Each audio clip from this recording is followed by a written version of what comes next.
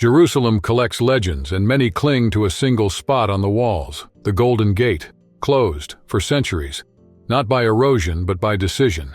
They say it would stay locked until the Messiah arrives. And now, something's out of place. Beneath layers of stone and history, a movement.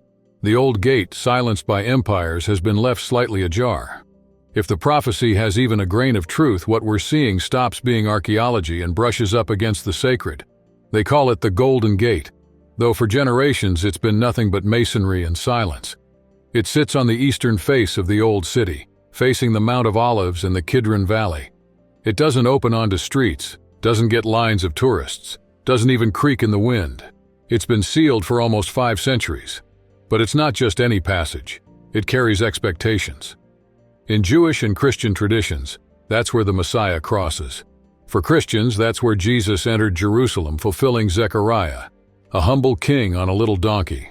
For Jews, it's the gate of the Redeemer who will restore Israel. Maybe that's why, in 1541, Suleiman the Magnificent ordered the access sealed, stone upon stone. Strategy, not ceremony. Some say fear of the prophecies spoke louder. And today, with the seal disturbed, the question no one dares to silence arises.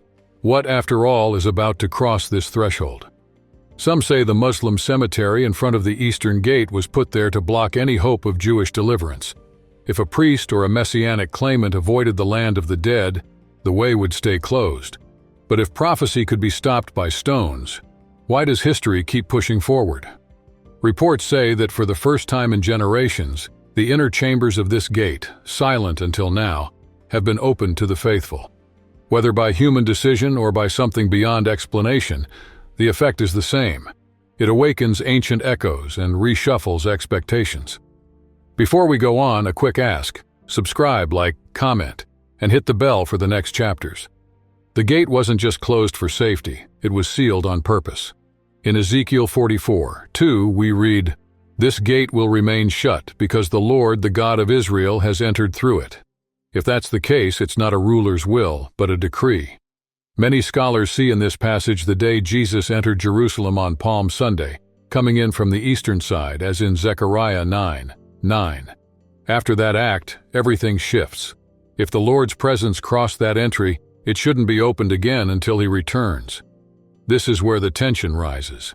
Sealed walls, chambers reopened, ancient texts in dialogue with recent events. Each new sign pushes the story forward and leaves the question hanging. What's about to begin?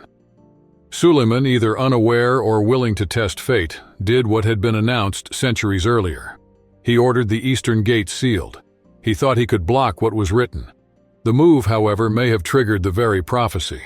Since then, history has returned to this point and stepped back, as if something kept pulling it back. In 1917, Muslim leaders were preparing to demolish it. Around the same time, British troops took Jerusalem, and the plan stopped. In 1967, after the Six-Day War, Israeli authorities considered reopening access. An influential rabbi warned, only the Messiah can touch that passage. Ideas came up, machines moved in, decisions changed. The gate stayed, silent, as if invisible hands were holding every stone in place. Now, with the inner gallery supposedly accessible for the first time in centuries, the question returns. Was it human choice, or did God allow a crack to open? A sign for those who know how to read signs. Jerusalem has many gates. Some fell, others were rebuilt, some changed names and memories. Not the Golden Gate. It defies calendars. Every attempt to mess with it brings unforeseen effects like waves that ripple beyond the wall. Treaties were signed and it stayed. Roads were built and not a single stone there moved. And maybe that's exactly why what we're seeing now feels so unsettling. In 2019, reports started popping up. The inner chamber of the Golden Gate, the part kept for centuries by brick and silence, had been opened. Not for state processions or generals, but for people in devotion. Photos appeared, videos leaked. In one shot, worshippers prayed in the vestibule, long thought sealed. In another, there were signs of renovation behind the walls. Asked about it, the authorities didn't give a straight explanation. For those who track prophecies, it didn't look like politics or chance. It looked like a warning. Scripture says, this gate was closed because God himself passed through it.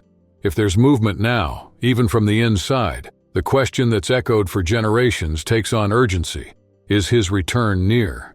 Gates don't move on their own. If they move, it's because something or someone is coming. Jerusalem has always spoken through its stones, scars, carvings, ancient dust. The Golden Gate speaks in another way without opening its mouth. It speaks with stillness, with a refusal to give in, with human hands that tried to move it and failed. There was a time when leaders swore they could control history. They thought they could seal a gate, raise walls, redraw borders, and so contain prophecy. Today, while rumors circulate and corridors come to life, the silence of that arch weighs differently, as if it were waiting for the next step.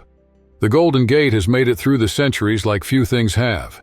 It was walled up by the Ottomans, opened by the Crusaders, and later sealed again. Some tried to tear it down, others considered unlocking it. Every time a human hand drew near, history held its breath, and the gate stayed put. In 2019, something finally moved. Not on the facade, which remained still and silent, but behind the stones. A discreet access was found. No swords or decrees arrived. Prayers did. What does that gesture say when the heart of the gate opens while its face stays shut? Could it be a spiritual message that hasn't fully shown itself yet, but is already stirring inside? If the gate is a clock, its hands might have moved a notch. They're not at midnight, not yet. They just change the tempo. Prophecy doesn't usually make a big noise. It doesn't shout, it doesn't grab headlines. It whispers. And the whisper came from a place thought untouchable, the inside of the wall. In front of it stands the Mount of Olives, a quiet slope marked by old olive trees and graves that watch over the city. But it's not just geography, it's a stage. Zechariah 14 records that at the Lord's return, his feet will touch that mountain, and it will split in two. Gate and mountain face each other like actors before the decisive line. In the air, the loaded silence of those waiting for the next scene. We're not talking metaphor. It's a prophecy tied to a point on the map, and the gate facing it isn't there by accident. The Mount of Olives and the Eastern Gate face each other in a straight line, like two landmarks recognizing each other across the centuries. Jerusalem seems to have been drawn for that meeting. At the first coming, Jesus came down that slope, went into the Kidron Valley, and entered the city not through the south or west gates, but through this one, the one that, according to tradition, would stay closed until his return. Now, as reports of movement inside the walls show up and the world's gaze turns back to the city's east side, the alignment weighs again. This gate doesn't face Rome or Mecca or Washington. It faces the place where, according to Scripture, the feet will land. If the prophecy is solid, if the geography carries meaning, we're not looking at ancient stones. We're looking at a door shut on purpose, maybe on the verge of fulfilling its role. What's coming isn't a partisan fight, it's a countdown. And there's only one figure with the authority to cross it. Two religions, two timelines, one gate. To the Jewish people, the Golden Gate is the entrance of the awaited Messiah, the one who will restore the kingdom to Israel, rule with peace, and bring justice among the nations. For Christians, this is the gate where Jesus has already passed and will pass again, not in humility, but in glory. For Judaism, it's tied to the return of the expected king. Two distinct traditions, the same point on the horizon. That's no small thing. Sha'ar Harakamim, the Gate of Mercy, has that name for a reason. It doesn't speak of wrath or conquest, it points to restoration. And when the hope of two peoples turns to the same place, something lights up. Ways of believing vary, but the prophetic clock seems to tick the same time. When the end of the age draws near, the gate will open, and nothing will be the same. That's why the recent movement picked up so much steam in conversations. News that the inner passage, once sealed, had been accessed spread fast. Some treat it as simple maintenance work. Others read it as a warning. If you believe the opening of the gate goes with the coming of the Messiah, then even a crack changes your sense of distance. And there's a detail that grabs attention. Jews and Christians await, each in their own way, the same outcome at the same threshold. Coincidence? Or a rare case of convergence that spans centuries? Whether you talk about Messiah ben David or the King of Kings, the bottom line is clear. When he comes, that gate won't stay shut. Throughout history, men have tried to hold back what God declared. They drew borders in blood, bent laws out of fear, raised barriers where prophecy said a king would walk. Even so, the expectation persists and grows, as if every stone of that arch held a call for what's coming. Every time someone tries to mess with the Golden Gate, resistance shows up. In the early 20th century, Muslim authorities under the Ottoman Empire approved its demolition. There were orders, there was a date. On the scheduled day, Jerusalem came under British control, and the plan dissolved with the change of flags. Decades later, in 1967, during the Six-Day War, Israeli troops entered the Old City. They had the equipment, they had the power to break the seals. Even so, nothing. Why? A religious leader advised, "This gate only opens with the Messiah." The operation backed off. These weren't random incidents. They were restrained decisions, as if a quiet force were preserving the gate for a specific moment. Even the Muslim cemetery in front of the gate, raised to block the passage of a priestly figure, may have been a piece of human strategy. If the prophecy is right, it was a useless gesture. When the king moves forward, no wall, no tomb, no government will stand in his way. The world thinks it can postpone the ancient word, bend it to convenience, file away what bothers. But you can't lock what God has sealed, and you can't slow what he set in motion. That course, by the way, is picking up speed again. Prophecy doesn't always show up with a bang. Sometimes it works underneath, in the whisper of stones, in dust that shifts, in footsteps that barely leave a trace. Pay attention. Small shifts tell stories many prefer not to notice, and the gate is still there, closed, waiting. That's why the recent change at the Golden Gate hit so hard. It didn't come with fanfare. It didn't make the TV news. There were no microphones, no dedication plaques. There was only silence and a quiet opening. On the outside, the gate remained sealed, as it has since 1541. But inside, the once off-limits chamber started to get foot traffic. No machines, no demolition. A door swung wide open from the inside. Was it chance, maintenance, human error, or something more? In the Gospels, Jesus didn't promise a schedule or advance notice. He said it would be like in the days of Noah. People busy, routines intact, until the first drops started to fall. He asked for watchfulness, not idle curiosity, alertness, not guesswork. Because when he comes, it won't be subtle. Every eye will see. He will come in the clouds, and the nations will beat their chests. Until then, signs go ahead of the king. Some roar, others whisper. And there are whispers born in stillness, a sealed gate that suddenly shows signs of life. Not forced open, but pulsing. Not desecrated, but awakening. Those who watch the prophecy lean in to see better. Maybe it's not the fulfillment, but the prelude, the murmur before the trumpet. For many, the Golden Gate is still a memory of stone. For others, it's become a countdown, a clock without numbers, measuring not hours but promises drawing near. This gate doesn't go tick-tock, it waits.